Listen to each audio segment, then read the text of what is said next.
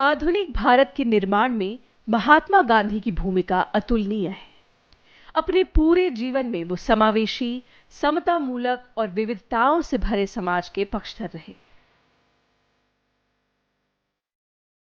उन्होंने सामाजिक और आर्थिक शोषण से लड़ने के लिए लोगों को मजबूत बनाने की दिशा में काम किया और समाज को कमजोर करने वाली बुराइयों को भरपूर चुनौती दी। गांधी जी दूरदर्शी थे और पुरुषार्थ में विश्वास रखते थे। उनका जीवन दर्शन आज भी सही मार्ग पर चलने के लिए प्रेरणा प्रदान करता है।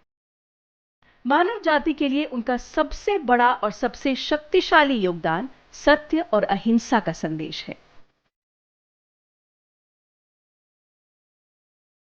इन दो सिद्धांतों को महात्मा गांधी के सामाजिक और राजनीतिक दर्शन की बुनियाद माना जा सकता है।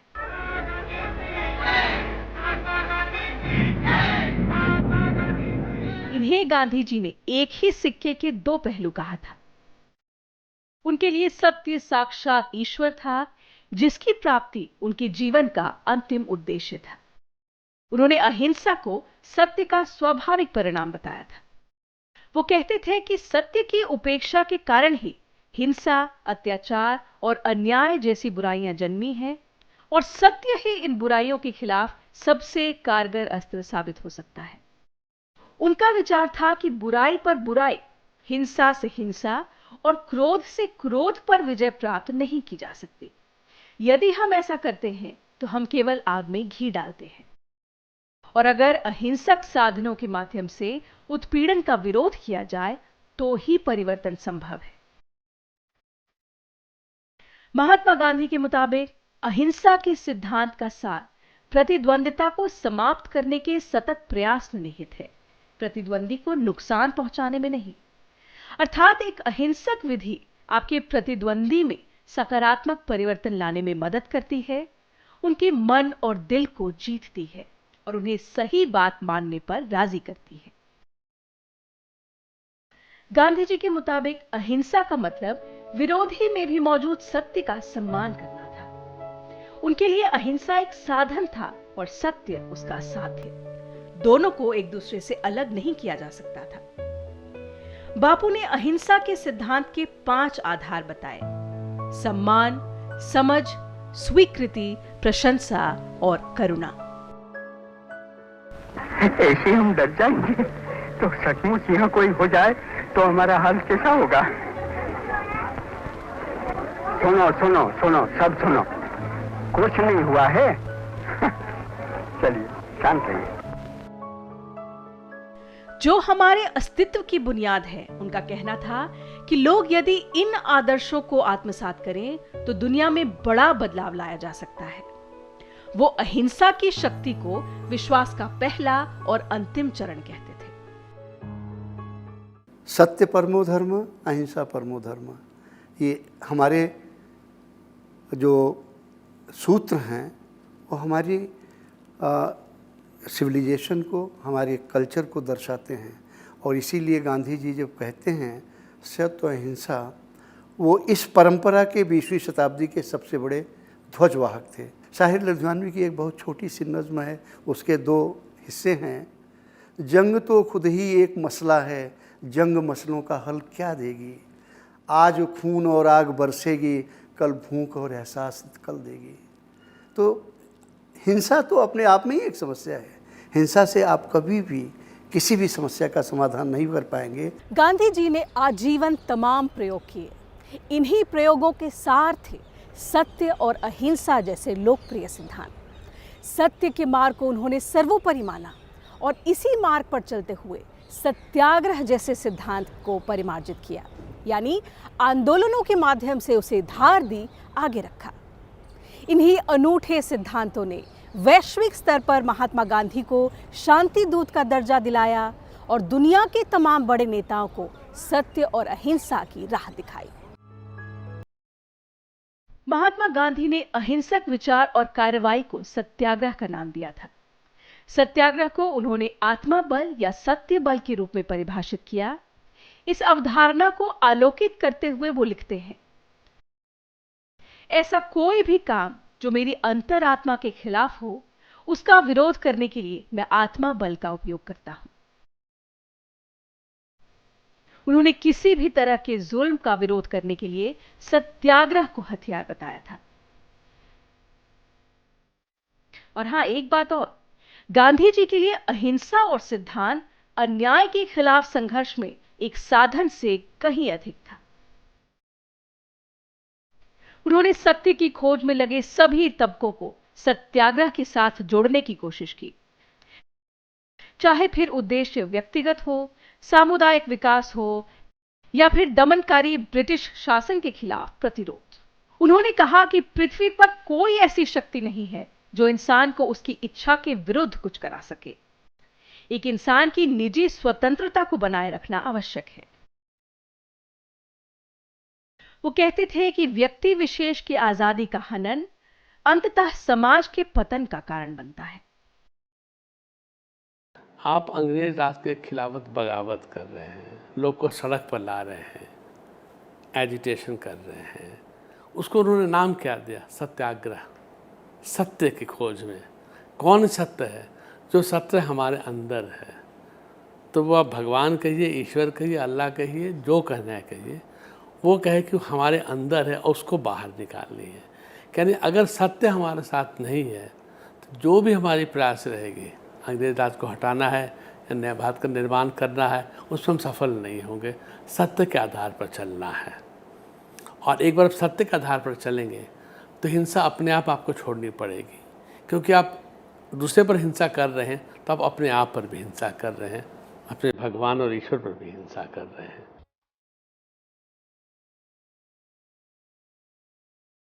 महात्मा गांधी खादी को ग्रामीण विकास का केंद्र बिंदु मानते थे, ठीक वैसे जैसे सौर मंडल में सूर्य।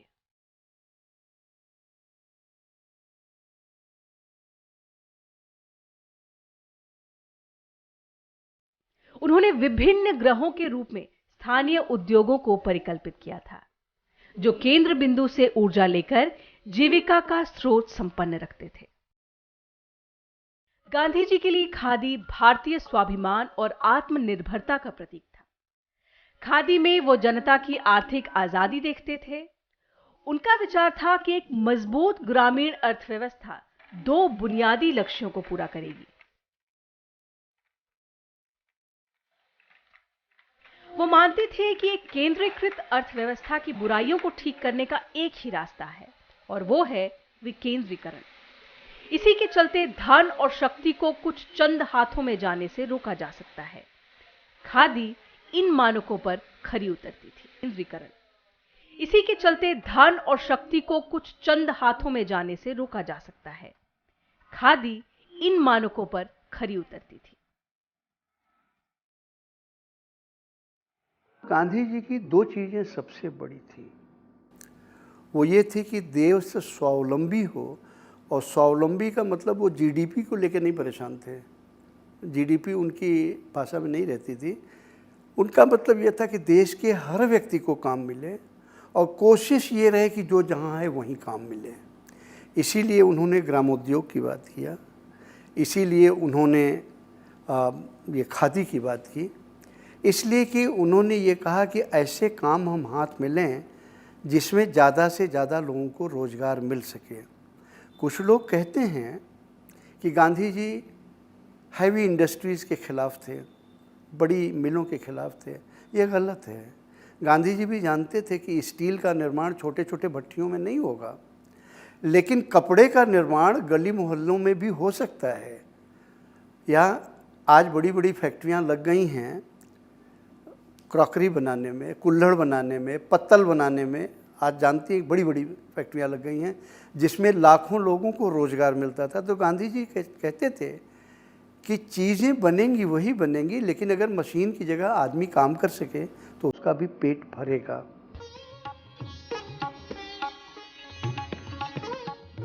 गांधी जी का विचार था कि राजनीतिक स्वतंत्रता ही काफी नहीं है, इसमें लाखों भूखे लोगों की आर्थिक स्वतंत्रता भी शामिल की जानी चाहिए। उन्होंने गरीबी को पूर्ण स्वराज प्राप्त करने के रास्ते में सबसे बड़ी बाधा के रूप में देखा।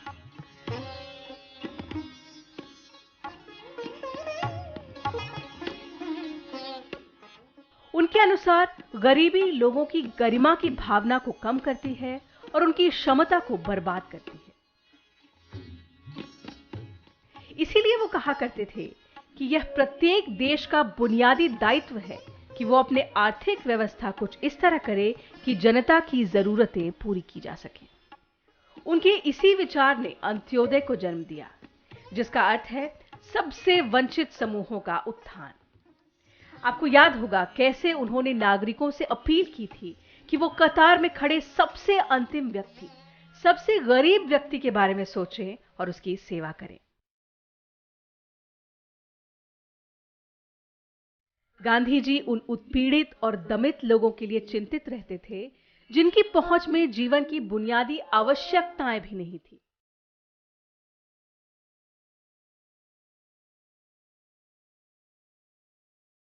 उन्होंने कहा था, मैं आपको एक मंत्र देता हूं, जब भी आपको संदेह घेरे हो या जब जीवन में दुख और पीड़ा की अति हो जाए तो ऐसा करें, सबसे गरीब और सबसे कमजोर पुरुष या महिला का चेहरा याद करें जिसे आप देख सकते हैं, और फिर अपने आप से पूछें कि जो कदम आप उठाने जा रहे हैं उससे इनको क्या लाभ होगा।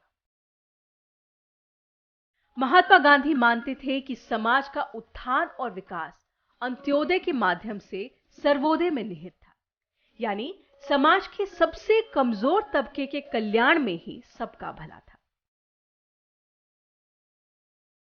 या अगर कुछ काम कर रहे हो, दुविधा में हो उस काम के बारे में, तो सोचो कि जो अंतिम व्यक्ति है, सबसे गरीब व्यक्ति है, दुर्बल व्यक्ति है, उस पर इसका क्या असर पड़ेगा। अगर उस पर असर अच्छा पड़ेगा तो काम करने लायक है। गांधी जी द्वारा प्रतिपादित अंत्योदय दर्शन ने दीनदयाल उपाध्याय जैसे मनीषी नेताओं को अपनी ओर खींचा था। वास्तव में यह उपाध्याय के एकात्म मानववाद के दर्शन के मूल में था। आज अंत्योदय का दर्शन भारत की सामाजिक और आर्थिक विकास नीतियों के मार्गदर्शक सिद्धांतों में से एक माना जाता है। दरअसल किसी भी सरकार के लिए इससे अधिक प्रामाणिक और आदर्श पैमाना नहीं हो सकता अपनी सफलता या अपना काम नीचे तक पहुंच रहा यानी वो आंकने के लिए। आपने ये कथा भी सुनी होगी कि पहले भारत में परंपरा थी कि भारत के बड़े बड़े जो राजा हुए, राजा उस परंपरा के जो राजर्षि कहे गए, यानी पहले ऋषि तब राजा, जिनका मकसद ही जीवन में जन कल्याण था। जैसे हर्षवर्धन जैसे लोग हर 12 वर्ष में वो सब कुछ अपना दान कर देते थे। वो भी रात में बिल्कुल वेश बदलकर लोगों के बीच जाते थे और सबसे गरीब आदमी के पास कि वो इस सत्ता और व्यवस्था के बारे में क्या महसूस करता है। तो मुझे लगता है गांधी जी ने उन्हीं हमारे ऋषियों के इस भावना को, इससे बड़ा कोई पैमाना नहीं हो सकता व्यवस्था को, सरकार के कामकाज को आंकने का, जो उन्होंने ताबीज या सूत्र हमें दिया। गांधी जी मानते थे कि महिला पुरुष की समकक्ष है, जिसे प्रकृति ने समान प्रतिभा से नवाजा है, और इसलिए महिलाओं को कमजोर जेंडर कहना एक भूल है। उनका दृढ़ विश्वास था कि भारत तब तक प्रगति नहीं कर सकता जब तक उसकी महिला शक्ति उत्पीड़न, दमन और असमानता के चंगुल से मुक्त नहीं हो जाती। उन्होंने नीति निर्माताओं से विकास के एजेंडे के केंद्र में लैंगिक समानता और महिला सशक्तिकरण रखने का आग्रह किया था। उन्होंने महिला जागरण की दिशा में तमाम काम किए, उनकी हीन भावना को दूर करने की कोशिश की और उनकी गरिमा और आत्मसम्मान अक्षुण्ण रखने में पहल की। 23 दिसंबर 1936 को अखिल भारतीय महिला सम्मेलन में उनका संदेश था, महिला जिसे हम अबला कहते हैं, जब सबला बनेगी तो वो सभी जो आज असहाय हैं शक्तिशाली हो जाएंगे। दूरदर्शी गांधी जी ने खादी उद्योग को बढ़ावा देने की बात इसलिए भी की थी क्योंकि इसका फायदा सीधे महिलाओं को होना था। उन्होंने महसूस किया कि खादी उद्योग न केवल लाखों महिलाओं की क्षमता का उपयोग और दोहन करेगा, बल्कि उन्हें घर की सीमाओं से बाहर लाएगा, तजुर्बा देगा, मजबूत बनाएगा। आत्मनिर्भरता की तरफ ले जाएगा और अंततः गरीबी भगाएगा।